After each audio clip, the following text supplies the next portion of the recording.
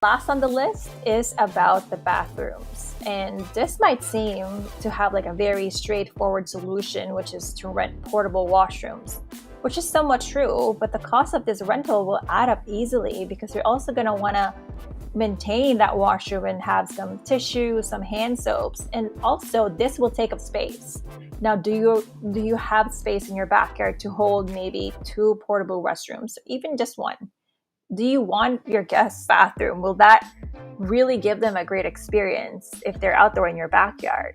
You can also, of course, let them in and let them use your own bathroom.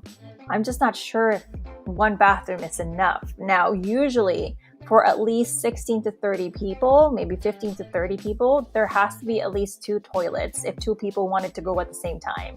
You also don't want them lining up by the door, right? Like 3 people wanted to pee and there's only one bathroom in the ground floor, say for example, if again, depending on your living circumstance, there's only one bathroom that's easily accessible to everyone, but there's going to be about 30 people. That's not going to be enough.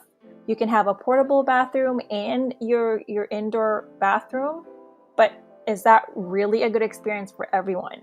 Also, people probably won't want to line up for the portable bathroom unless really necessary if they can wait for the indoor bathroom, which really then, why did you rent that portable bathroom if they're all going to line up for the indoor bathroom anyways, if you get my drift?